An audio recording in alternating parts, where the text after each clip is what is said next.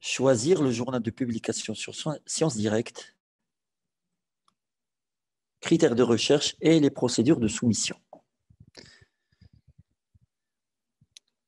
Dans le cadre, bien sûr, de présenter les différents avantages qu'accorde la portail Sciences Direct, nous avons diffusé un webinaire le 27 janvier qui présente en quelque sorte les fonctionnalités, les différentes fonctionnalités, les différents avantages et bénéfices de cette portail.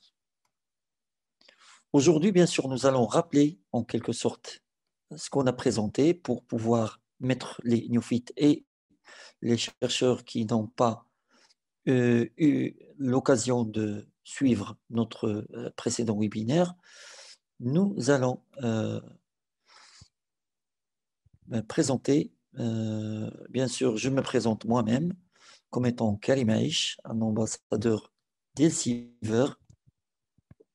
Je suis doctorant en droit, en sciences politiques et droit international à l'université Mohamed V, Rabat au Maroc. Je suis un analyste des relations internationales, sciences politiques. Bien sûr, je suis membre de plusieurs centres de recherche et d'études qui sont basés, bien sûr, à Rabat au Maroc. Je suis en même temps directeur administratif du Centre démocratique arabe pour les études stratégiques, économiques et politiques à Berlin, en Allemagne.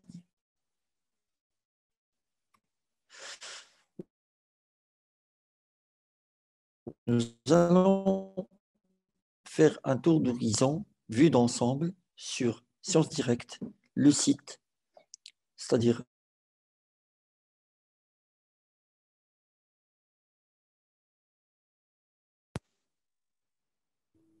Karim,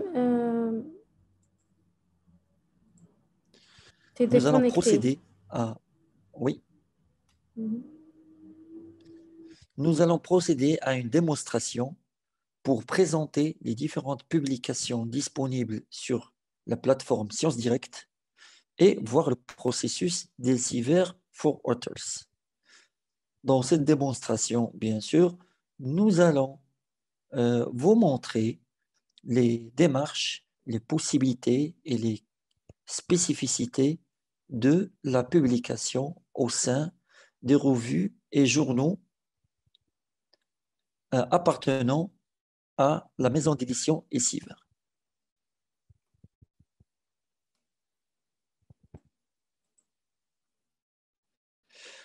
Nous recevrons vos questions afin d'y accorder les réponses et nous entamerons ce vue d'ensemble, bien sûr, sur Sciences Direct pour les chercheurs et les intéressés qui découvrent la plateforme pour la première fois.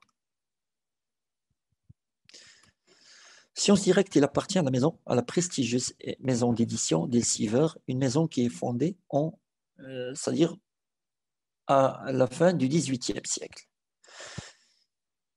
Elle a beaucoup de solutions utiles pour les chercheurs, comme Scopus, base de données d'indexation, notre plateforme, bien sûr, Sciences Direct, l'outil de gestion de référence et réseaux sociaux académiques Mendeley, les solutions Evolve, Knovel, Rixis et Clinical Key.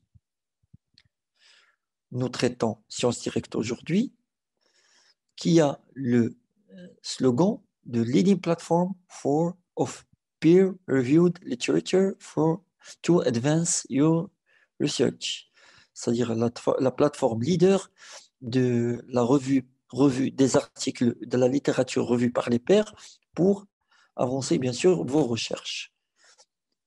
C'est une plateforme, bien sûr, qui contient une large collection de recherches interdisciplinaires authentiques, de grande qualité.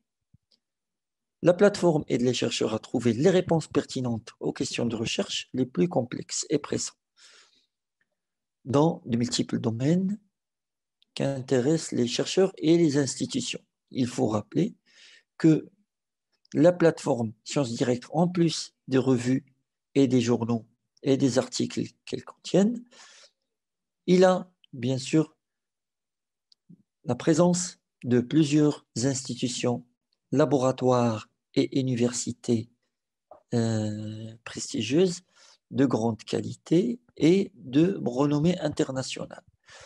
Dans la démonstration que nous allons faire tout à l'heure, nous allons voir ces institutions et ces laboratoires avec bien sûr leurs publications.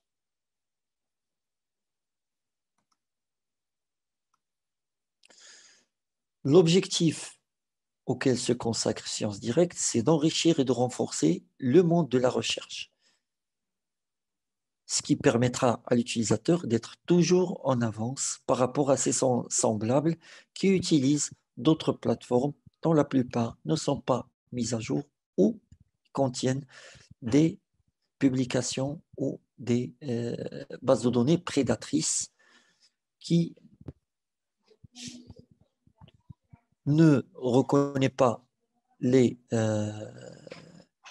c'est-à-dire la revue par les pairs ou dont l'usage, bien sûr, des articles est fait juste pour un but lucratif. C'est-à-dire qu'il y a des revues qui publient les articles, soit qu'ils soient contenant des erreurs, copiés ou en plagiat, moyennant des contributions financières, et ce qui nuit bien sûr à la recherche scientifique et à la réputation du chercheur.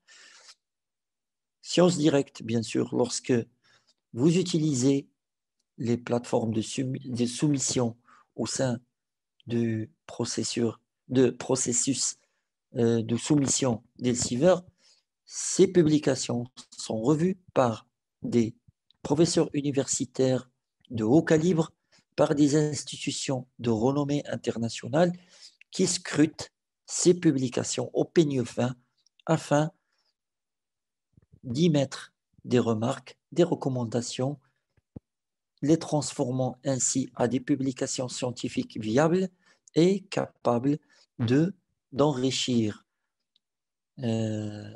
c'est-à-dire la scène académique internationale, et présenter une plus-value scientifique et académique permettant par la suite d'être référencé et d'être cité par d'autres chercheurs, ce qui, bien sûr, permet en fin de compte aux chercheurs d'avoir une publication reconnue mondialement et aussi de pouvoir se munir d'un index et d'une référence de citation. Ces caractéristiques seront bien sûr développées lors des prochains webinaires afin de donner une vision sur les citation metrics, c'est-à-dire les index de citation et les taux d'indexation des revues, des articles prochainement dans de prochains webinaires. Sciences Direct aussi se veut pour la perfection des travaux de recherche, pour que l'utilisateur et le chercheur académique restent au devant de la scène scientifique, pour fournir bien sûr des recommandations ciblées, pour que ces articles aient une utilisation d'indicateurs, c'est-à-dire les articles metrics, et aussi pour permettre une évaluation savante, c'est-à-dire normée, et aussi permettre la veille de nouvelles publications, à savoir que le chercheur peut programmer des alertes, comme nous avons évoqué lors du précédent webinaire, que l'utilisateur de la plateforme Sciences Direct peut programmer des alertes afin de recevoir une notification et un email sur les nouvelles publications concernant son domaine de recherche. Les recommandations publiées sur Sciences Direct ouvrent la porte à de nouveaux chemins de découverte en exposant aux intéressés, bien sûr les chercheurs, les intéressés des recherches interdisciplinaires basées sur les dernières requêtes tracées aux activités de navigation. C'est ce que j'ai évoqué tout à l'heure. sous forme d'alerte. Science Direct, la plateforme, peut offrir des citations fournies par Scopus qui permettent d'évaluer la pertinence des articles savants trouvés lors des recherches d'une manière rapide sans besoin de lire l'article.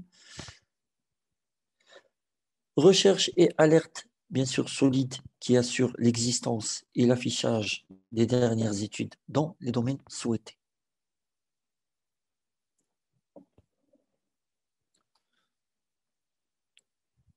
Cette vue d'ensemble permet aussi de voir l'ampleur et l'étendue des disciplines et des disciplines journaux et des disciplines livres. Vous voyez dans le côté bleu, c'est-à-dire l'éventail des livres publiés, dans la partie verte, l'éventail des journaux publiés. Ces publications sont offertes dans la plupart en open access. Ces open access journaux, ce sont des articles publiés étant revus par les pairs, bien sûr, de manière gratuite et mis gratuitement à la disponibilité des lecteurs, à la disponibilité aussi du téléchargement et de la réutilisation en conformité avec les exigences des droits d'auteur.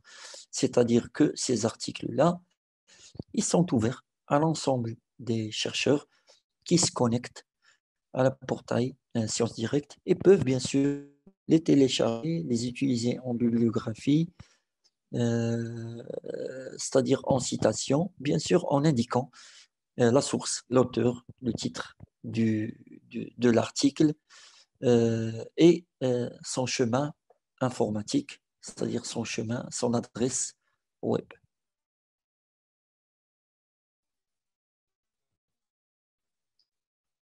Il y a plus qui inclut Cell Reports et The Lancet Global Health. Pour voir la liste complète, il suffit de visiter les liens qui s'affichent sur vos écrans. Pardon Karim pour l'interruption, mais nous n'avons pas besoin de recevoir vos emails sur la partie conversation, sur le chat. Nous n'avons pas besoin de recevoir vos emails. Votre participation est confirmée automatiquement par Zoom. Merci.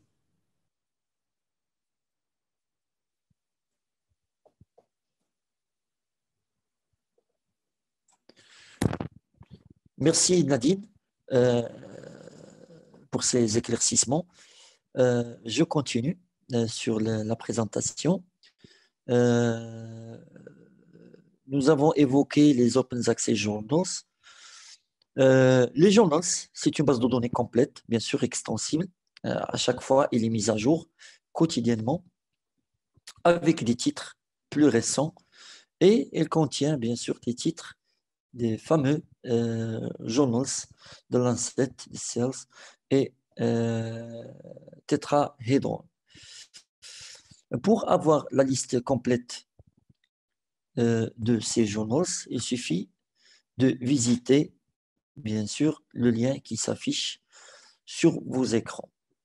Il est à noter également que Science Direct a offert gratuitement à l'ensemble des chercheurs dans le monde un accès gratuit à l'ensemble des recherches et des travaux de laboratoire sur la COVID-19.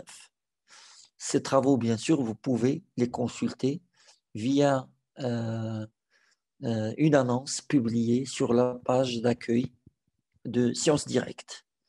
J'ouvre la parenthèse pour, c'est-à-dire évoquer la nécessité toujours de se laver les mains, de mettre les bavettes et de respecter la distanciation, parce que malgré le démarrage, c'est-à-dire de la vaccination et la campagne de vaccination, que ce soit au Maroc ou ailleurs dans le monde, on attend toujours la deuxième vaccination et entre-temps, il faut toujours respecter les règles d'hygiène et les règles de protection contre la propagation du virus pour votre bien et pour le bien de la société tout entière. Donc, continuons toujours à garder cette vigilance et à être attentifs aux annonces publiées par les autorités concernant l'orientation et la protection et le respect des directives et recommandations des autorités compétentes. Je ferme la parenthèse et je continue sur les statistiques de la plateforme Science Direct. Science Direct vous fournit plus de 16 millions d'articles, dont 1,2, c'est-à-dire 1 200 000 articles en open access gratuitement. Elle contient 370, c'est-à-dire plus de 370 publications en accès gratuit, plus de 2500 journaux et plus de 39 000 livres électroniques avec plus de 330 000 papiers thématiques. Thématiques, c'est-à-dire neurologie, sciences, médecine dentaire, virologie, toxicologie et autres thèmes de recherche. Ces statistiques-là sont, c'est-à-dire, ils ont été mis à jour en janvier 2021. Donc, entre fin janvier et aujourd'hui, ces chiffres ont bien sûr évolué. Donc, si vous choisissez de travailler dans la plateforme Science Direct ou publier avec Science Direct, c'est parce qu'ils offrent les avantages que vous voyez, c'est-à-dire accroître la compréhension de nouveaux termes et concepts avec plus de 330 000 liens d'articles et pages thématiques. Science Direct ouvre la porte à de nouvelles découvertes basées sur les récentes recherches et activités et recommandations. Bien sûr, il permet d'offrir un accès de n'importe où que vous soyez, avec un temps de réponse record et un design responsif, c'est-à-dire que vous pouvez utiliser votre laptop ou station, ordinateur station ou téléphone portable et tablette pour accéder à la plateforme et la consulter et bien sûr lire et télécharger. Il peut organiser, c'est-à-dire la plateforme peut organiser vos recherches et permettre de multiples téléchargements de documents, de pouvoir les imprimer, de pouvoir les partager de la plateforme vers les réseaux sociaux ou vers les emails, avec bien sûr un partage responsable qui respecte les droits d'auteur, les droits des institutions en les citant. Il permet aussi, c'est-à-dire la plateforme permet de télécharger via Mendeley, qui est un outil de gestion de référence que nous aurons le plaisir à développer dans le cycle de nos formations sur les outils et les avantages de l'ensemble des solutions d'Elsevier. Et la plateforme Science Direct garde aussi les traces de lecture et offre l'assurance de trouver encore une fois des articles utiles rattachés à votre recherche via l'historique de recherche que vous laissez derrière vous dans la plateforme.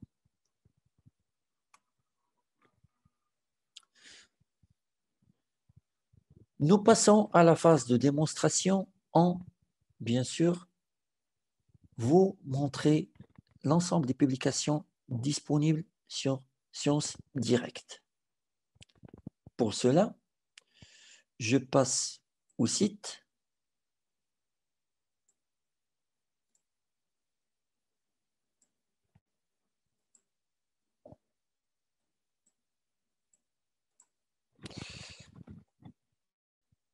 sciencedirect.com et je me connecte.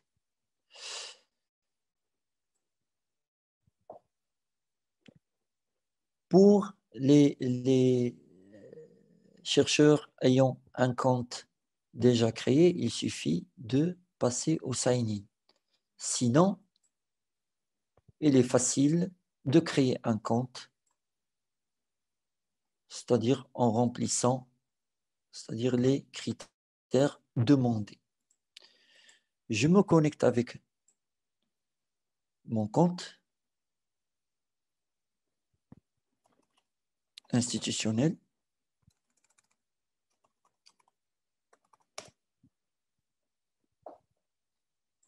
Ce compte institutionnel m'informe que je me connecte via mon université, Université Mohamed V de Rabat. Il me donne le nom de profil. Pour pouvoir faire le tour d'horizon des publications disponibles, soit pour les chercheurs qui connaissent le nom de la publication, ils peuvent bien sûr renseigner le champ de recherche en écrivant le nom du journal, ou bien du livre, ou tout simplement, ou bien sûr, ou de l'auteur s'ils connaissent un auteur spécifique. Sinon, ils utilisent un mot-clé du champ de recherche auquel ils appartiennent. Je donne un exemple permettez-moi d'ouvrir une petite parenthèse. J'ai évoqué tout à l'heure que les articles sur la COVID-19 ils sont disponibles. Voilà l'annonce. Et voilà l'information, le centre d'information où vous pouvez trouver l'ensemble des recherches qui sont disponibles gratuitement et téléchargeables pour vous.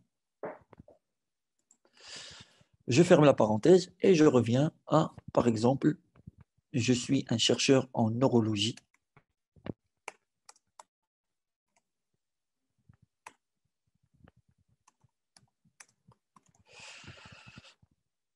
Entre parenthèses, mon domaine est les sciences sociales. Mais pour pouvoir, bien sûr, localiser des revues scientifiques pour les chercheurs qui travaillent dans le domaine des sciences, sciences dures, sciences pures, je vais faire des tests, des simulations pour cette catégorie de connaissances. Mon mot-clé étant neurologie, voici ma recherche. Les journées d'enseignement, ça c'est un livre. Je peux raffiner ma recherche par année, par type de publication, type d'article et par sujet, c'est-à-dire et par type d'accès. Je prends les open access, je prends les 2021, les plus récentes, et je regarde des articles parce que je suis intéressé par la publication. J'ai comme résultat 2 articles qui traitent de la neurologie. Je suis parti sur un thème général qui est la neurologie. Pour les spécialistes, ils peuvent renseigner d'autres mots-clés plus spécifiques.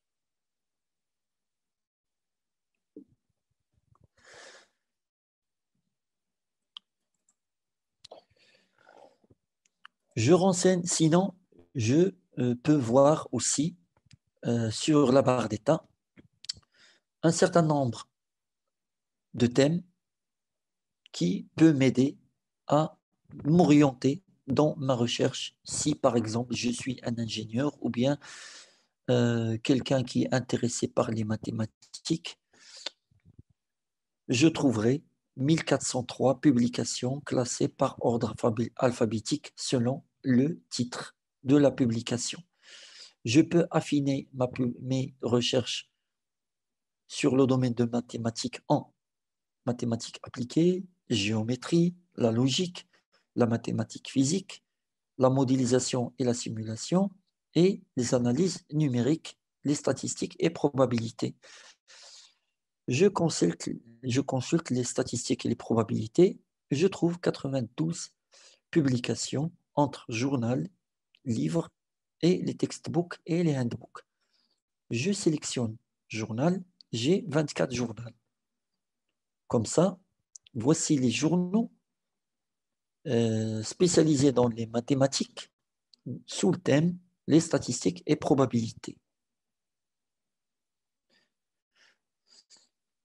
Donc, si je suis un chercheur qui est intéressé par la publication d'un article que j'ai rédigé pour ma recherche scientifique, pour mon doctorat en deuxième, en troisième année, et je suis un statisticien ou bien un probabiliste, je dois trouver un journal vers lequel je dois envoyer ma publication. Sachant que pour les universités marocaines, les chercheurs ils sont obligés d'avoir des publications scientifiques dans des revues indexées et une participation à une conférence qui s'appelle une communication. La publication dans des revues indexées,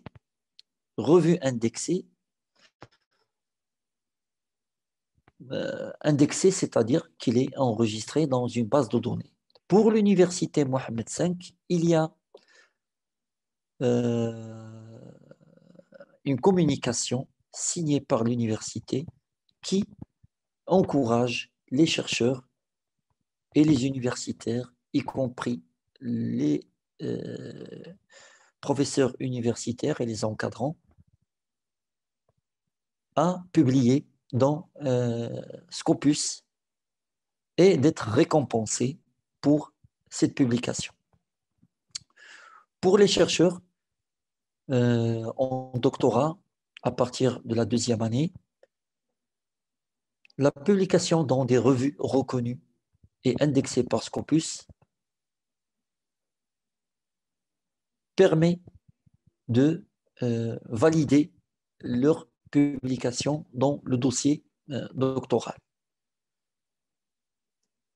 Il est ainsi à noter que les revues, bien sûr, indexées dans la base de données Scopus et les sous-divisions de Scopus, c'est-à-dire dans les plateformes Sciences Directes et les autres, sont reconnues aussi par le Centre national de recherche scientifique et technique via son institut marocain, l'IMIST. Ils reconnaissent aussi et ils collaborent étroitement avec Scopus dans les domaines de recherche, d'indexation et de formation. Et d'ailleurs, cette formation a été relayée par l'IMIST qui a gracieusement publié l'annonce de la formation ainsi que de la formation précédente dans ses pages Facebook et son site web. Donc, nous disions que la publication au sein des journaux de sciences directes respecte un certain nombre de normes. Comme étant une publication scientifique, il doit toujours respecter un processus. Ce processus, il est dicté par la revue elle-même. Bien sûr, ces revues sont sous l'égide de la plateforme Sciences Directes. Et ces revues-là, ils sont les revues que nous avons et que nous cherchons maintenant dans cette plateforme, y compris ces revues que vous voyez sur vos écrans maintenant. Mine de rien, je peux, par exemple, comme étant un chercheur, un doctorant en mathématiques spécialisé ou bien inscrit dans un laboratoire qui traite de la statistique et probabilité, par exemple, choisi de publier dans une revue qui est les Annales de l'Institut Henri Poincaré. Pour publier dans cette revue, il suffit bien sûr que je clique sur la revue pour exposer les détails, bien sûr pour exposer les détails de cette revue. Je trouve sa couverture pour bien l'identifier. Il porte le logo d'Elsevier. Ça, c'est la dernière parution de Latest Issue, volume 43, issue 6. Ça, c'est 2007.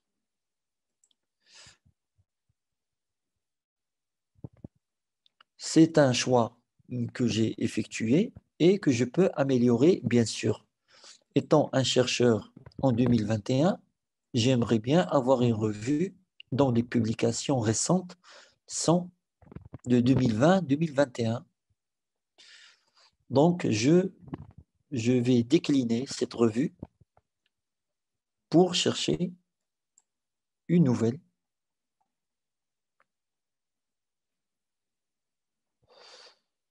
Je prendrai par exemple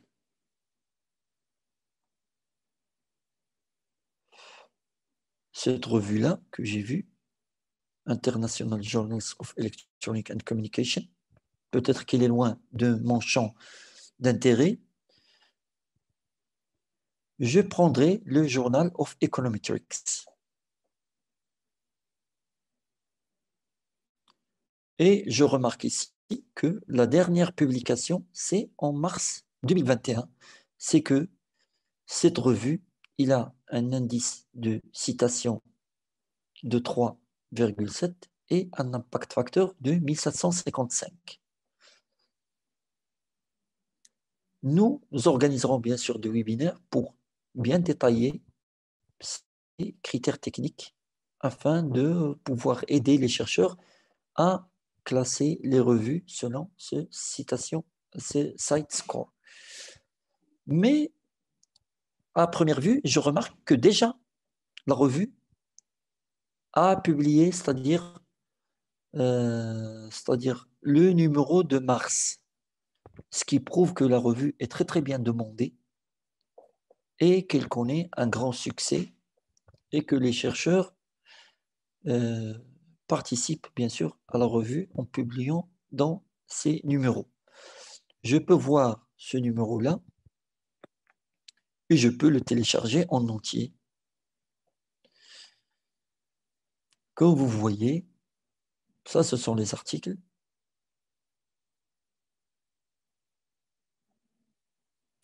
Ils sont en anglais. Je sélectionne un exemple, Testing Continuity, son titre, son auteur. Je peux même voir les auteurs, c'est-à-dire leurs adresses email pour communiquer avec eux si je n'ai pas compris quelque chose et j'ai besoin d'éclaircissement. M. Federico Bogni est au département d'économie à Duke University aux États-Unis.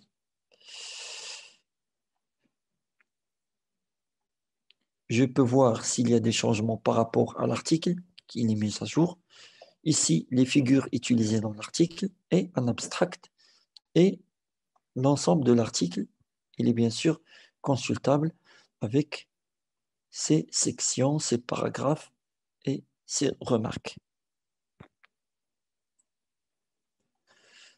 Et je peux le télécharger, bien sûr.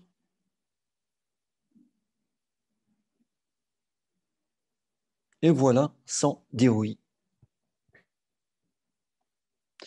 À côté, voilà, je peux le télécharger. Et à côté de lui, il y a des suggestions d'articles qui peuvent m'intéresser dans ma recherche.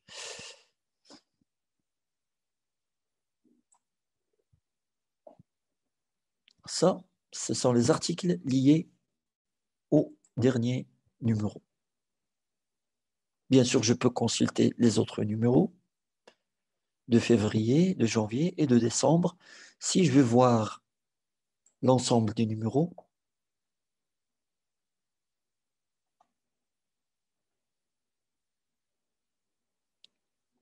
ce qui prouve que c'est un journal, bien sûr, à réputation solide et qu'il maintient, c'est-à-dire une publication périodique organisée. Je peux bien sûr c'est-à-dire programmer une alerte lorsque le journal publie un nouveau numéro, je reçois une notification, être informé, c'est-à-dire de sa présence sur le site et pouvoir la consulter par la suite.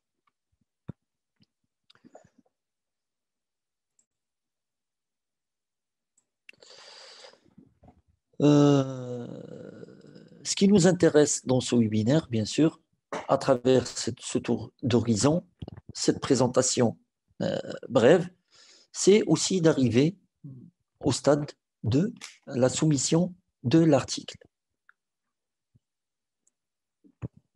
J'ai évoqué que la publication scientifique est très importante pour le chercheur.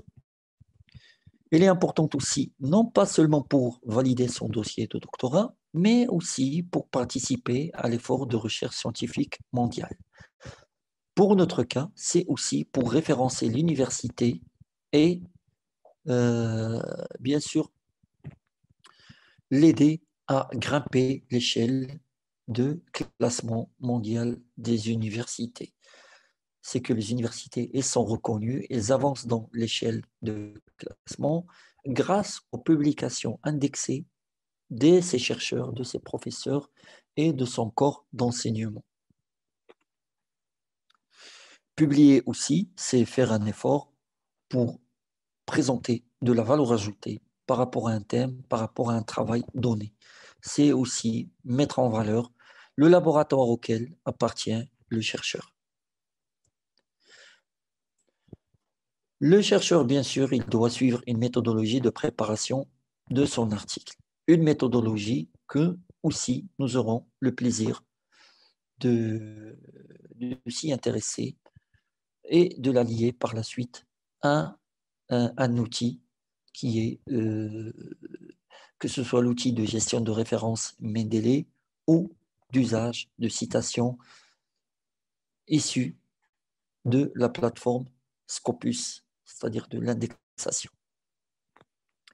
Lorsque le chercheur rédige son article scientifique avec un abstract, avec un titre, avec bien sûr des auteurs, avec une bibliographie bien claire, et il passe par Sciences Directes pour pouvoir choisir la revue à laquelle il s'intéresse. Et comme nous avons démontré tout à l'heure qu'il suffit de mettre un mot-clé ou de chercher le titre de la revue voulue ou d'un auteur appartenant à la revue, on filtre les résultats trouvés pour choisir une revue. Il ne suffit pas de cliquer sur la première revue qui apparaît pour pouvoir dire que c'est la bonne revue. Il faut passer par un autre critère de recherche, de vérification, pour dire que je trouve une meilleure revue qui met à jour continuellement et qui publie d'une manière périodique organisée l'ensemble des travaux de recherche. Nous avons filtré et nous avons trouvé Journal of Metrics, of Econometrics. Ce journal, d'ailleurs, est un exemple parmi un certain ensemble de journaux qui existent dans la plateforme Sciences Direct.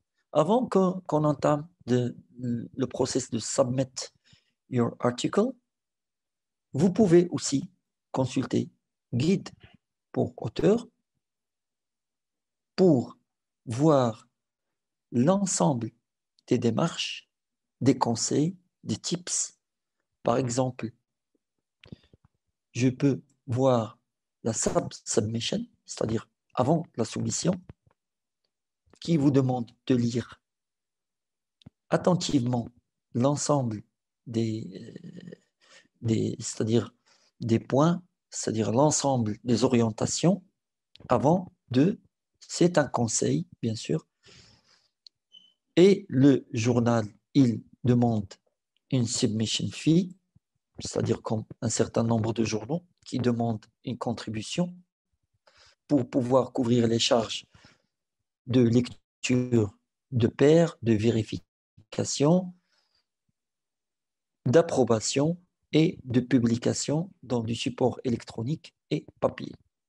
C'est une politique nationale, c'est elle qui parfois demande ces frais. Et c'est intéressant de savoir ces charges-là parce que les chercheurs dans le cours de recherche des journaux, parfois ils trouvent des journaux, mais ils ne savent pas quels sont les frais, comment, les procédures et tout. Mais avec ces orientations, avec ce guide, on peut facilement se localiser. You can pay the submission free here avec un lien clair, bien sûr, et direct. Les soumissions peuvent être déposées à travers l'Editorial Express en cliquant sur le lien, voilà, et la mention de copyright, et la voilà pour, c'est-à-dire inciter le chercheur à respecter, bien sûr, les droits d'auteur et être d'accord avec c'est-à-dire les conditions de publication du journal. Voici les droits d'auteur, c'est-à-dire pour l'auteur de la recherche actuelle, pour vous, chers chercheurs, lorsque vous publiez, vous avez un certain nombre de droits que vous pouvez lire, c'est-à-dire dans ce lien-là. Ça, c'est la charte du partage, Telsiver, et je tiens à préciser que les publications dans ces journaux, ce sont des publications des journaux sous l'égide de la maison d'édition Elsevier, ce qui offre aux publications, c'est-à-dire une authenticité, une force, une audience et une renommée, bien sûr, tout en leur accordant les critères solides de publication de recherche scientifique et d'être un travail qui est revu par des pairs, par des professeurs de renommée d'universités, de laboratoires prestigieux, reconnus par leur sérieux, par leur rigueur scientifique et par leur contribution à la recherche scientifique mondiale. Ça, c'est les indicateurs du droit d'auteur pour le respect, c'est-à-dire des recherches mises en publication, des procédés et des logiciels et tout.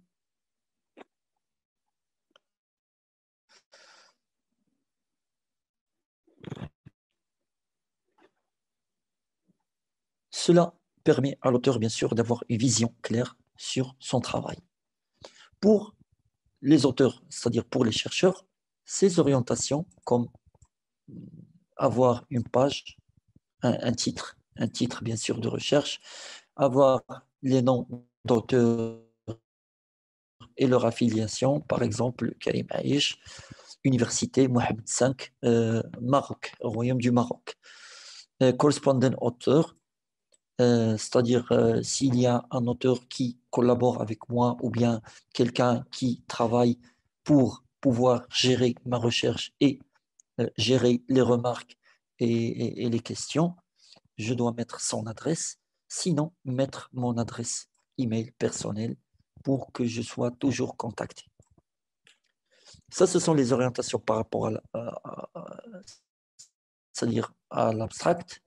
Ça, par rapport aux graphiques et figurines publiées, les mots-clés, comment les faire, et les codes, c'est-à-dire les codes GLL, GEL que nous allons développer dans la section, bien sûr, des techniques de consultation, des techniques, bien sûr, de classement et de gestion des supports publiés dans la plateforme Sciences Direct.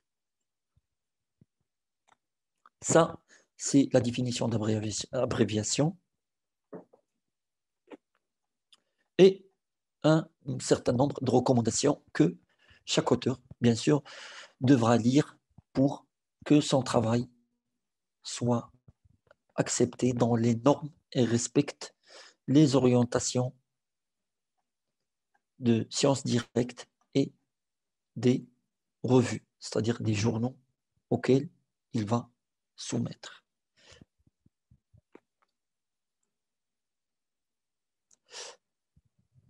Après lecture et c'est une lecture qui peut se faire c'est-à-dire sur la page web ou en téléchargeant le guide.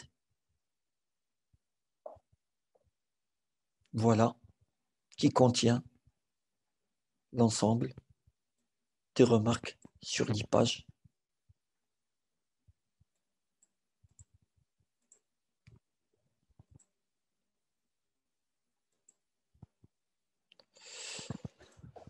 Pour soumettre, c'est-à-dire suivre le processus,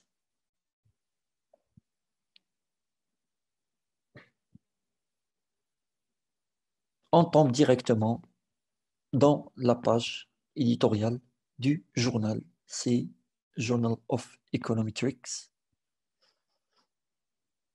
Il te demande de confirmer que le texte est presque 40 pages around, avec un espacement de 1,5 et une police de 11. Ça, ce sont les conditions.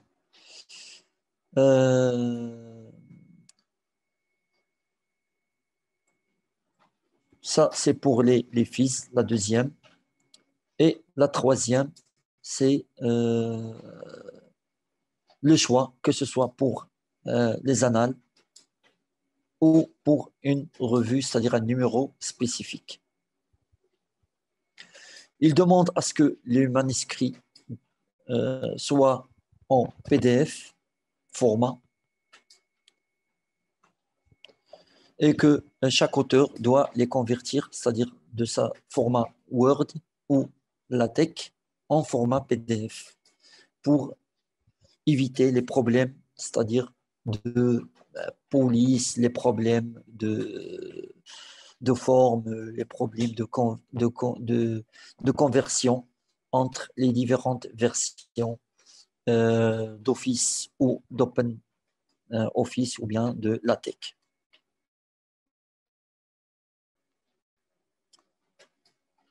Ici, je peux choisir par exemple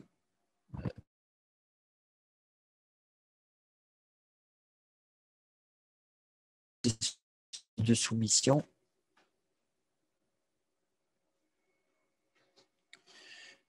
Il me donne cette réponse, c'est que je dois confirmer le paiement.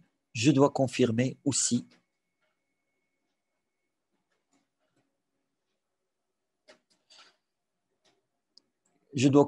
que la revue va choisir le thème dans lequel je vais publier mon article.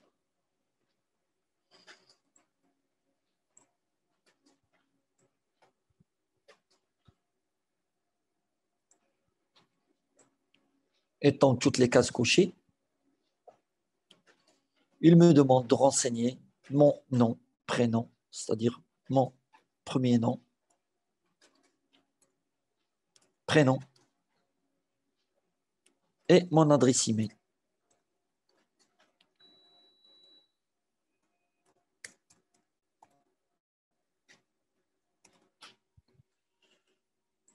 Je soumets.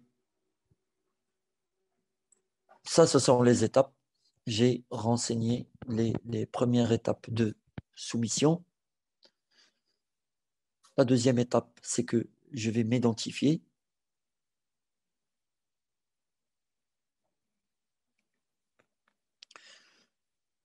Identify as submitter.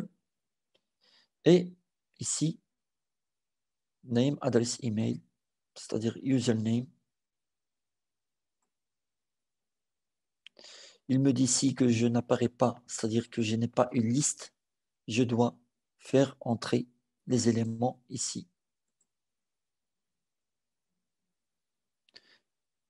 Et je passe au formulaire. Par exemple, je suis un PhD, un title, c'est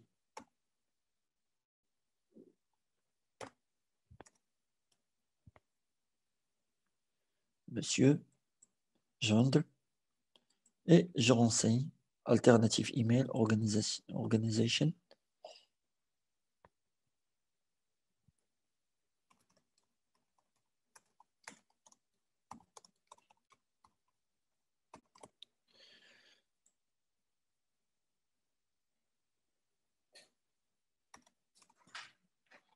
je renseigne l'ensemble des champs political sciences.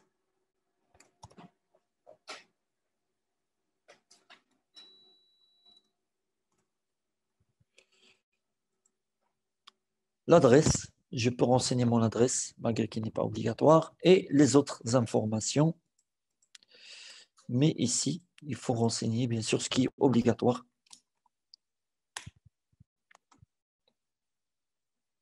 Et les autres. Je vais voir s'il me demande encore des informations obligatoires. Sinon, il va accepter. Là, il me donne la charte, c'est-à-dire la charte de respect des droits de publication, des droits d'auteur, et que je respecte, c'est-à-dire cet accord entre moi, c'est-à-dire entre le chercheur et la revue pour le manuscrit, étant donné que dans cette convention, je m'engage à ce que le manuscrit est une production propre, que je le détiens et que ne contient pas de plagiat et j'en suis le seul responsable. Bien sûr, j'accorde des droits à la revue pour qu'il puisse utiliser selon les lois auxquelles, bien sûr, appartiennent la revue. C'est-à-dire l'US Department of Commerce.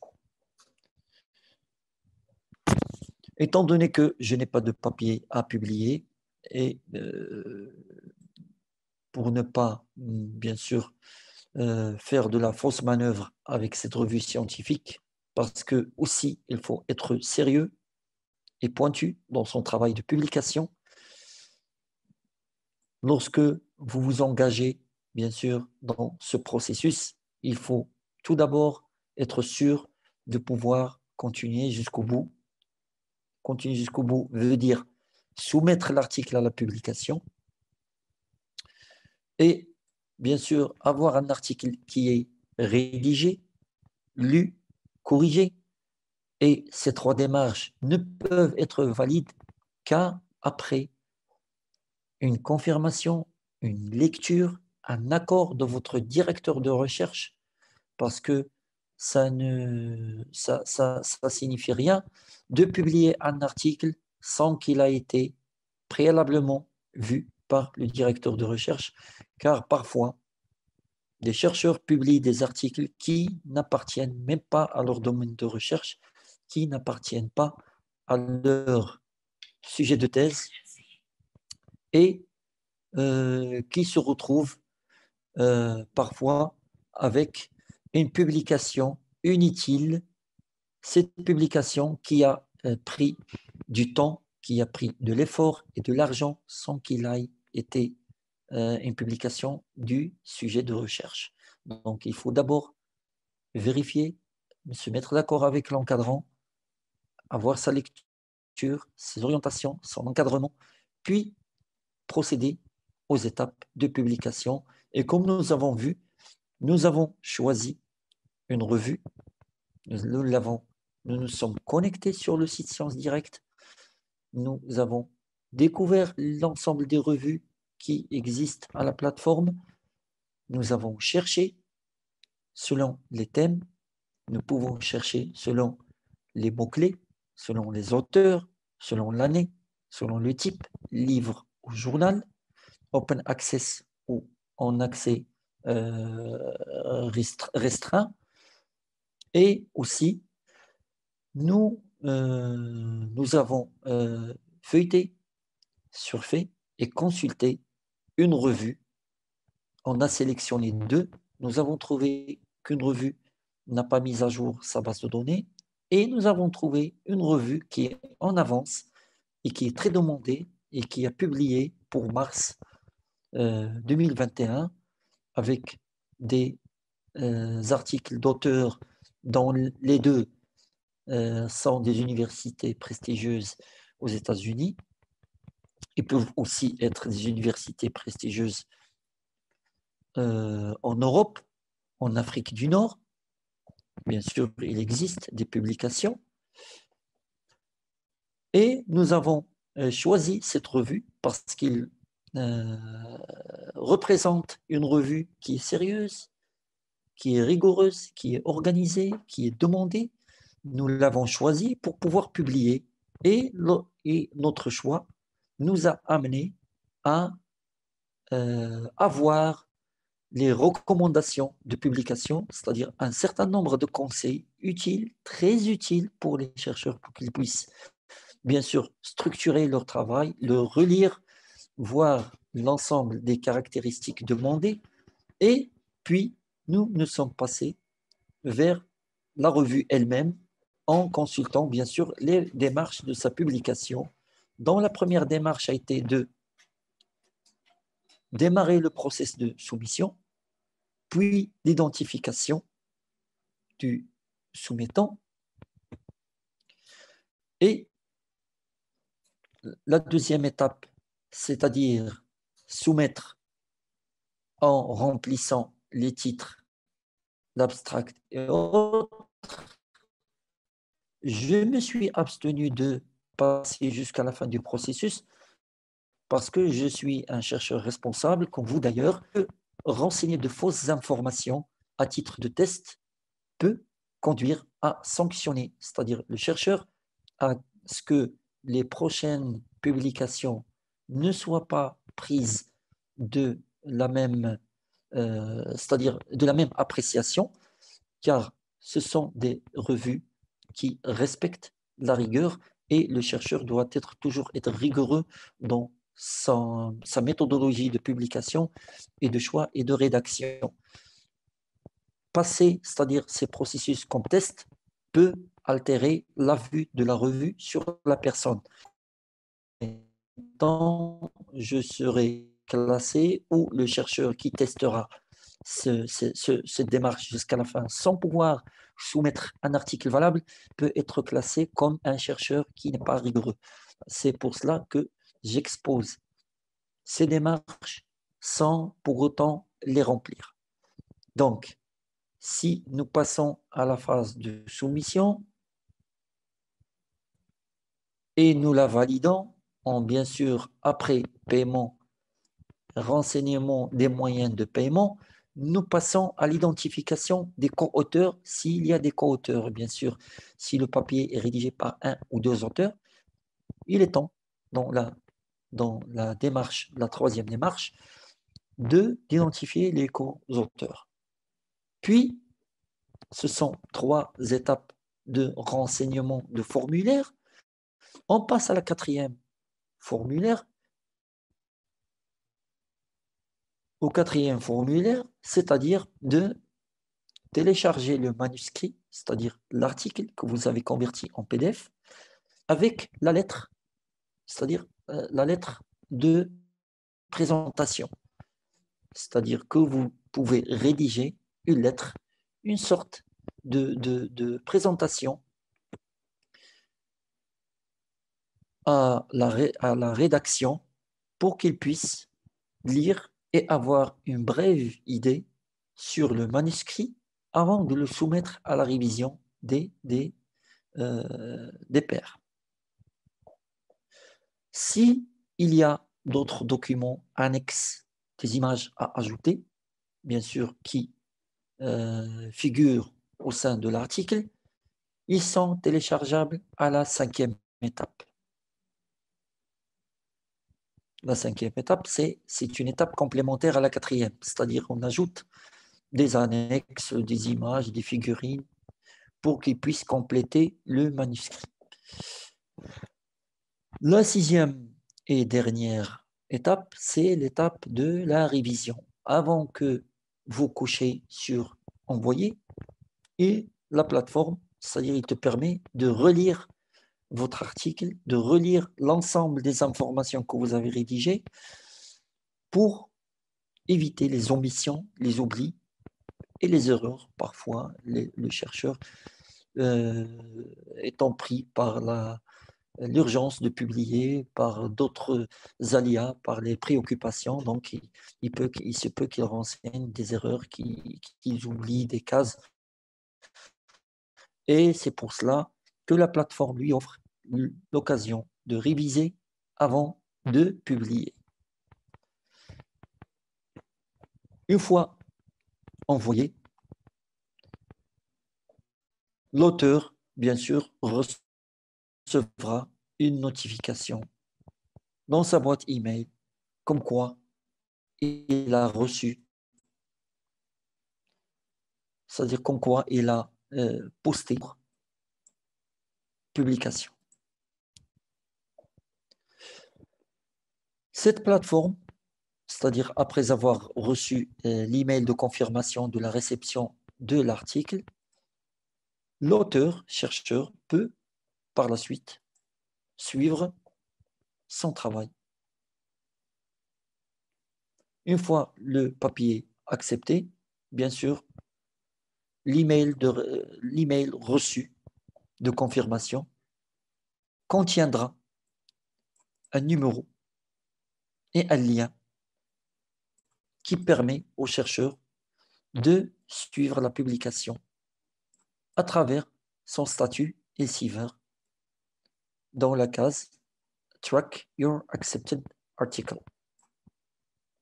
Comme ça, l'auteur verra le jour de l'acceptation de l'article les pairs qui lisent l'article et recevra l'ensemble des remarques et des recommandations publiées, bien sûr, sur la plateforme.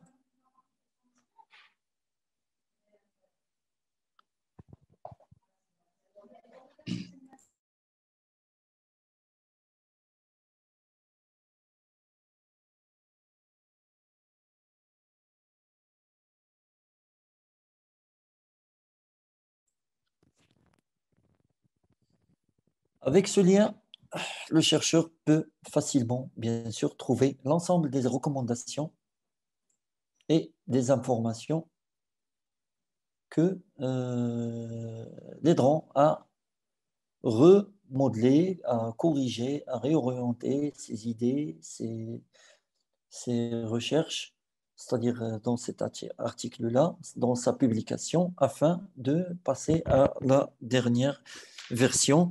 Et vous voyez ici, bien sûr, le service. Ça, c'est pour renseigner, c'est-à-dire la référence reçue de l'email de confirmation. Et ça, c'est le nom de l'auteur, bien sûr, le nom qu'il a renseigné pour publier son article. Ici, il te donne un exemple. Voici le code. Par exemple,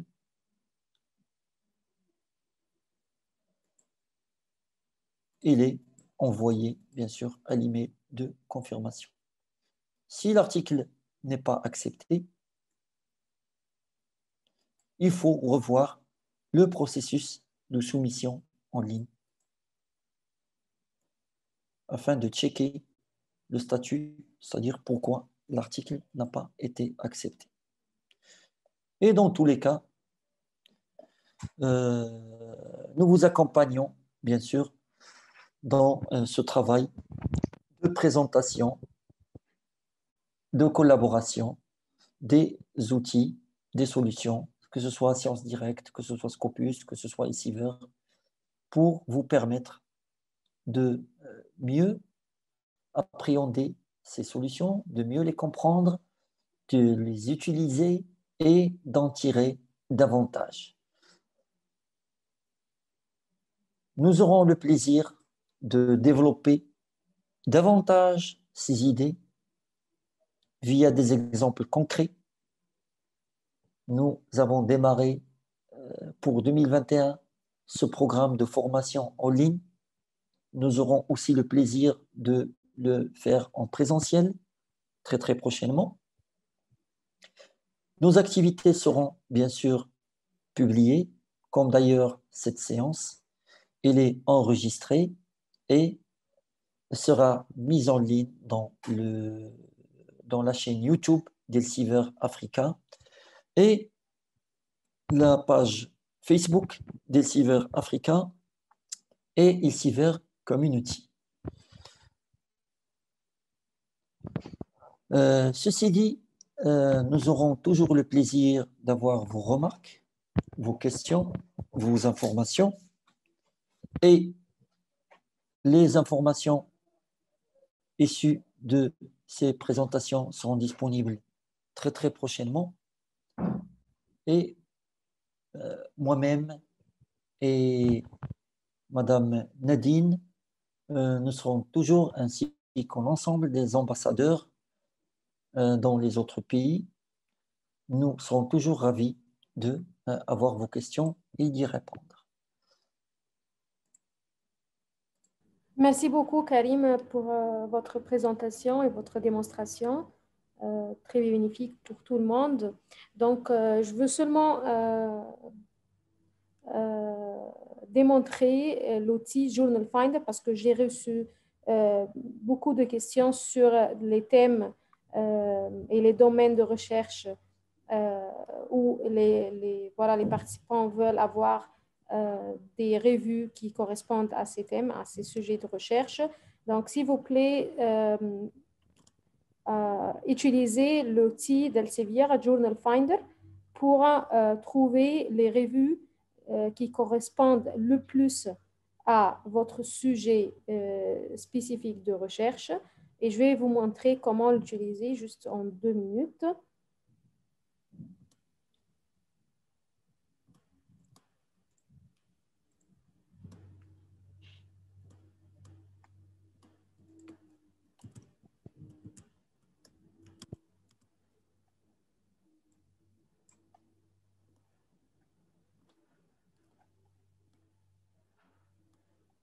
Vous pouvez voir mon écran, journalfinder.elsevier.com. journalfinder.elsevier.com et je vais le mettre sur le chat pour que tout le monde puisse.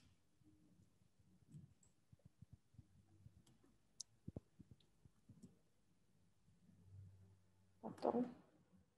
Voilà.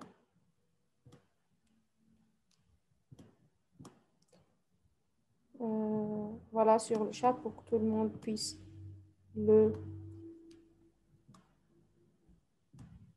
trouver. Voilà. journalfinder.elsevier.com. Donc, sur l'écran, vous pouvez voir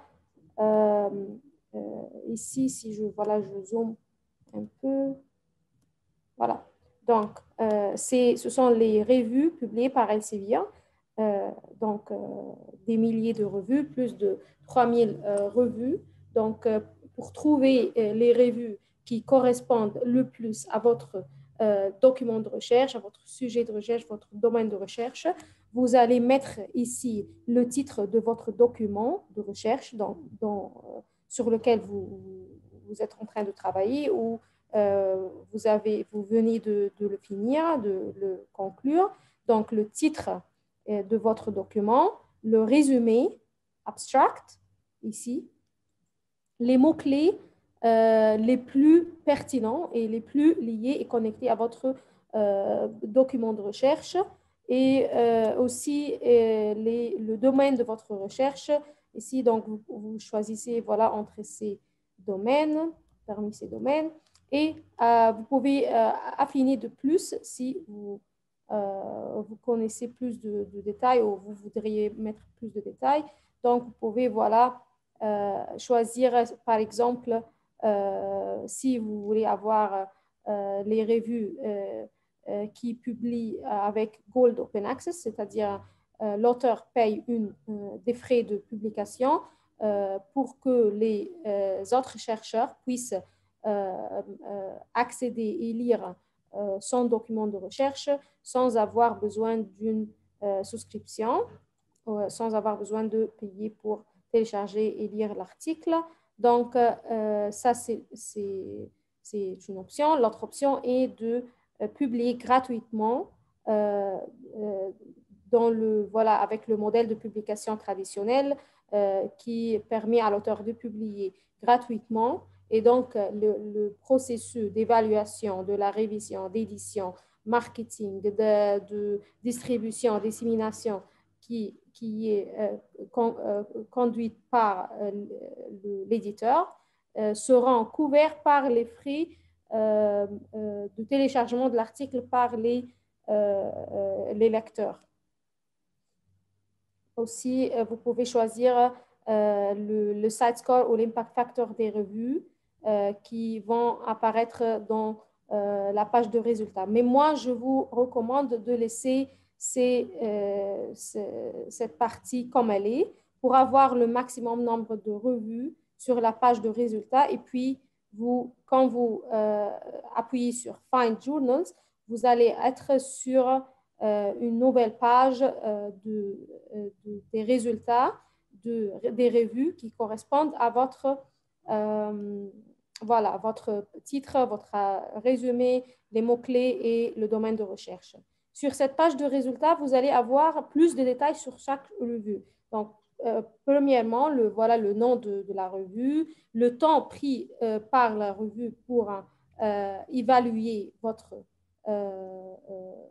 article. Donc, voilà la moyenne de temps que la revue normalement prennent pour évaluer votre article ou les documents de recherche reçus par cette revue. Donc, le temps pris pour évaluer et le temps pris pour publier. Donc, vous allez trouver aussi des détails sur le temps pris par ces revues pour publier. Donc, depuis que vous avez soumis votre document jusqu'aux premières réponses, si c'est positif ou négatif. Et puis, après la première réponse, combien de temps pour avoir votre document publié. Aussi, sur cette page aussi de résultats, il y aura aussi des détails sur chaque revue avec les modèles de publication, que ce soit Open Access ou le modèle de souscription traditionnel pour fournir à l'auteur plusieurs modèles qui, voilà, pour correspondre à leur modèle préféré. Donc, je vous invite tous d'explorer cet outil. C'est un outil gratuit fourni par Elsevier pour trouver les revues d'Elsevier qui correspondent le plus à votre sujet de recherche, votre document de recherche, votre voilà, résumé, et aussi pour avoir de détails sur chaque revue dans la page des résultats à propos du temps pris pour évaluer, le temps pris pour publier et les modèles de publication et des détails sur les frais de publication en cas du modèle de publication Open Access.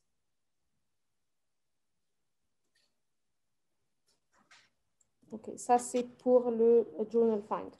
Il y a quelques questions. Tu veux traiter quelques questions, Karim, sur... Oui, pour certaines questions, j'ai rédigé les réponses, je les ai envoyées. Par exemple, il y a une question qui est connaître un journal spécialisé en didactique de FLE, c'est-à-dire didactique de FLE. Je ne suis pas spécialiste, mais je peux dire qu'il suffit de mettre le didactique ou bien FLE en la développement, cette abréviation, dans la barre de recherche pour pouvoir trouver bien sûr les articles, les journaux, les livres et tout. Il suffit de renseigner la barre de recherche. Une autre question, c'est est-ce qu'il y a des revues spécialisées en médias et communication en sciences directes? Pour les médias, il y a tout. Il y a toutes les revues, bien sûr, dans toutes les disciplines. J'oriente, c'est-à-dire la personne qui a demandé cette question, bien sûr, à utiliser la barre de recherche. Pour l'autre question, est-ce que je pourrais connaître des revues spécialisées en méthodologie du français langue étrangère? Revues spécialisées, bien sûr, pour qu'il y ait une revue spécialisée en méthodologie, bon, il se peut qu'il y ait une ou bien plusieurs, comme il se peut qu'il n'y en a pas. Mais les articles, il y en a plein. Il suffit de chercher.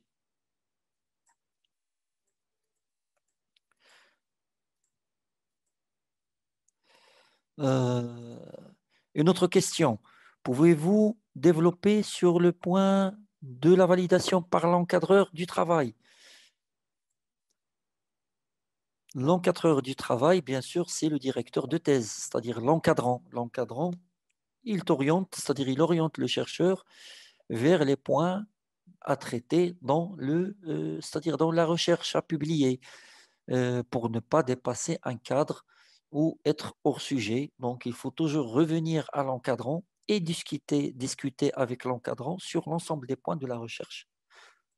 C'est-à-dire le retour vers l'encadrant, il est primordial avant toute publication, avant toute rédaction. Développer les idées, puis les transcrire en contenu et valider le contenu avec l'encadrant de recherche. Une autre question, cette question est destinée à vous, Nadine. Je veux dire orienter le chercheur de publier dans les revues indexées dans Scopus. Pardon, Nadine, je veux dire, bon, c'est une rectification. Une autre question, pour le compte Elsevier, comment on peut l'avoir puisque nous passons en général par SNDL. SNDL, je pense, c'est l'Algérie. L'Algérie, oui. Oui, effectivement, je vais répondre à cette question. Donc, SNDL, c'est comme les MIST au Maroc. SNDL, c'est la bibliothèque électronique sur laquelle le consortium CERIST en Algérie fournit les ressources pour les chercheurs et les auteurs de l'Algérie, bien sûr des institutions membres du consortium. Donc, si vous avez un compte SNDL, vous pouvez déjà accéder à Sciences Directes et Scopus à travers le SNDL. Quand vous êtes sur Sciences Directes à travers le SNDL ou bien Scopus, vous pouvez aussi créer un compte sur Sciences Directes ou bien Scopus, c'est-à-dire le même compte, vous pouvez l'utiliser sur les deux outils et ça vous permet de sauvegarder vos recherches, l'historique de votre recherche, créer des alertes pour recevoir sur votre email les nouvelles et les mises à jour sur les chaînes de requêtes que vous avez utilisées pour avoir les résultats de votre recherche sur Scopus ou bien sur Sciences Directes. Donc, le compte sur Sciences Directes Scopus est indépendant du moyen d'accès. Donc, si vous accédez à travers SNDL, ce n'est pas à dire que vous ne pouvez pas avoir un compte sur Sciences Directes ou Scopus. Le compte sur Sciences Directes et Scopus, ça vous permet d'utiliser les fonctionnalités du compte sur Sciences Directes ou Scopus, comme j'ai dit, de sauvegarder les résultats de vos recherches, de recevoir les alertes et les recommandations d'autres articles pertinents liés à vos recherches sur la barre de recherche. Donc, ça vous permet d'utiliser les fonctionnalités. Oui, je continue sur une autre question. I'd like to know how much famous fees of paper, vous avez répondu.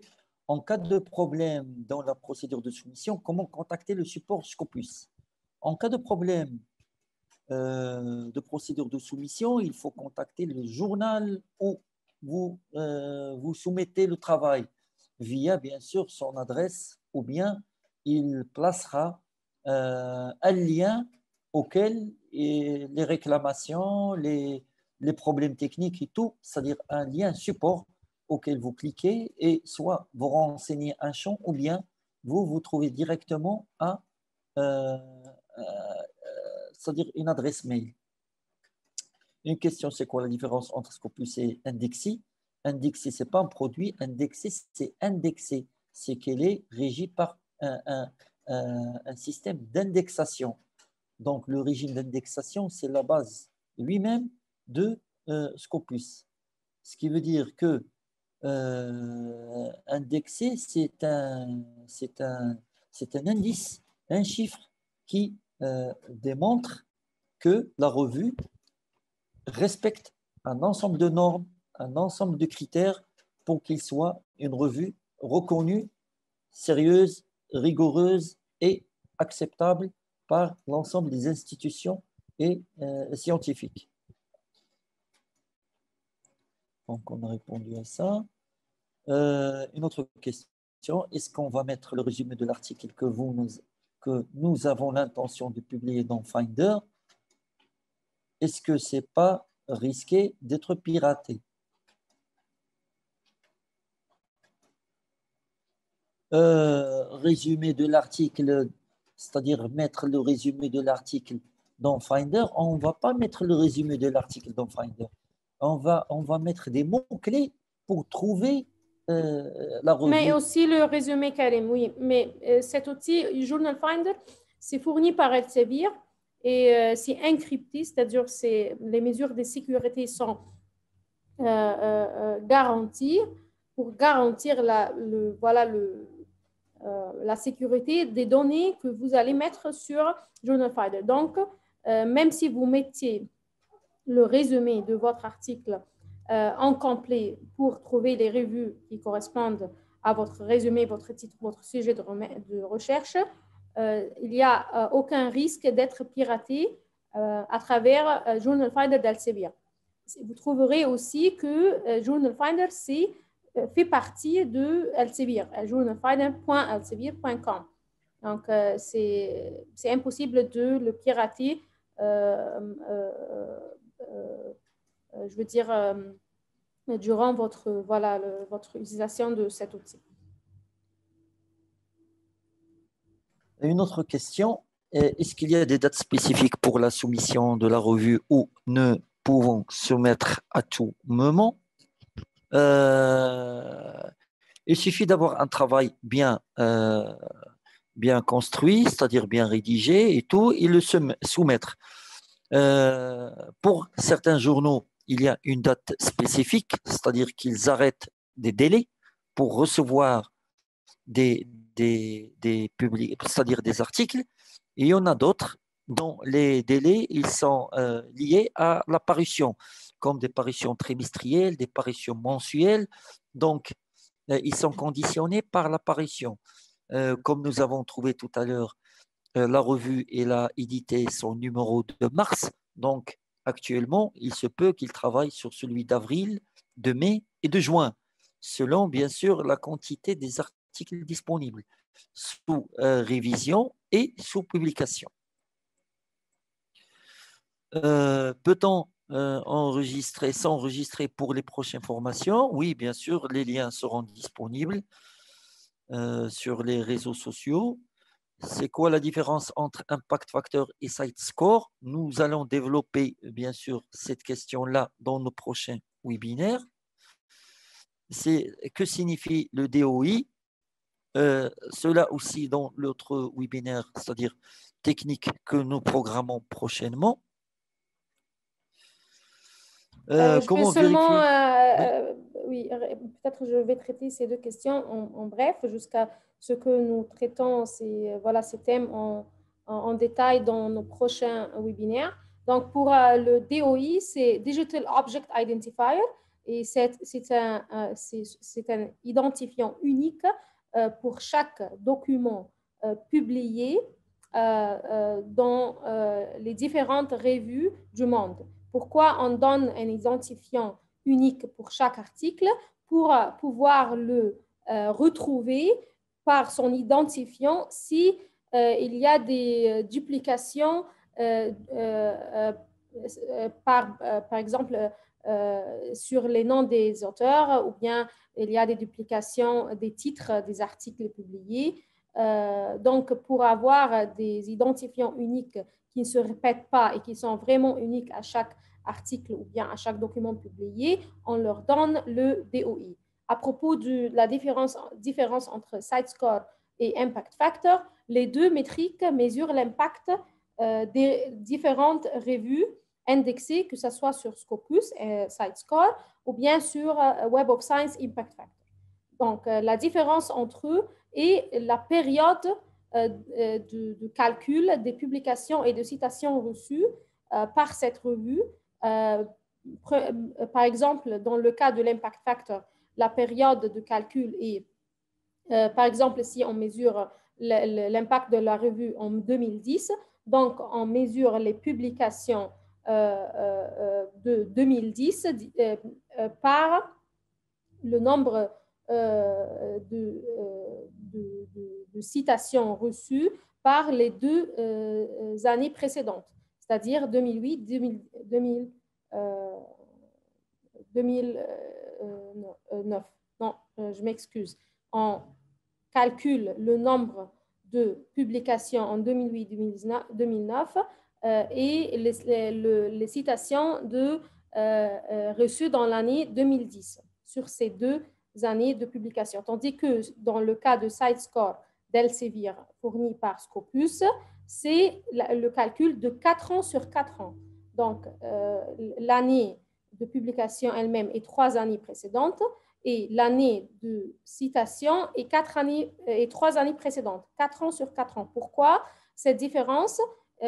Parce que pour le SiteScore, nous avons évalué le but de cette métrique et nous avons voulu aussi inclure les revues Open Access qui viennent d'être indexées et qui n'ont pas une historique de publication de plus d'1 an.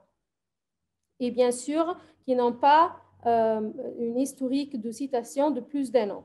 Donc, pour leur donner la chance d'avoir un site score, on a augmenté voilà, la période de calcul pour avoir 4 ans sur 4 ans, pour donner la chance aux revues Open Access d'avoir une visibilité sur la toile de l'indexation et des métriques des revues. Pardon, Karim, je te donne la parole.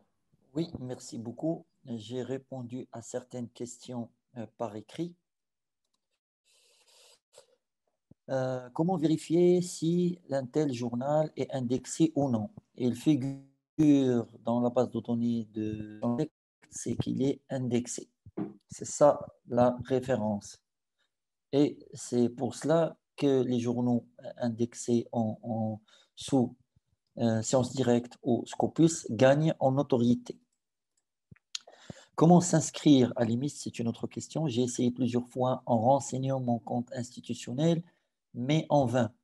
Pour s'inscrire à l'IMIST, il faut se déplacer à l'IMIST car il faut renseigner un imprimé sur le web, l'imprimer, prendre votre photo et peut-être des frais d'inscription et votre attestation d'inscription et votre email institutionnel et partez au Centre national de recherche scientifique et technique pour compléter les formalités d'inscription.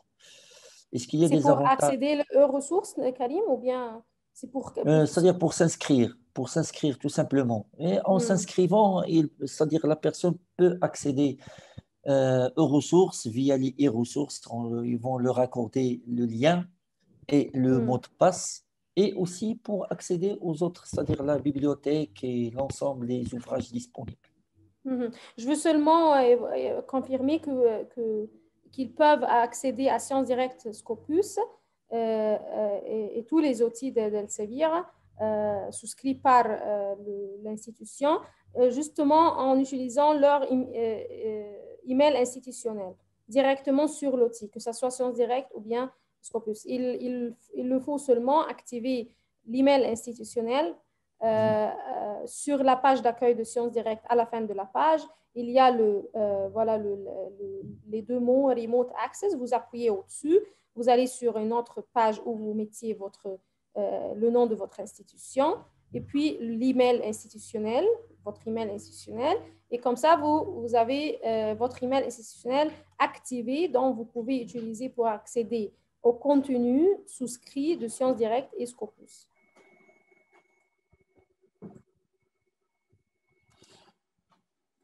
Pardon. Il y a une question. Je serais vivement reconnaissant si vous pouvez organiser un webinaire sur la gestion bibliographique et la méthodologie de recherche pour les doctorants. On organisera ça en utilisant c'est-à-dire la plateforme Scopus et aussi le gestionnaire de référence Mendeley. Comme ça, vous aurez une vision sur l'organisation, bien sûr, de vos travaux de recherche et comment s'orienter avec les multiples publications. Je pense que il y a une question sur les avantages si on accède au site Sciences Direct à partir des SNDL au lieu d'accéder au site directement. Ce sont les mêmes avantages, sauf qu'avec la SNDL, vous aurez,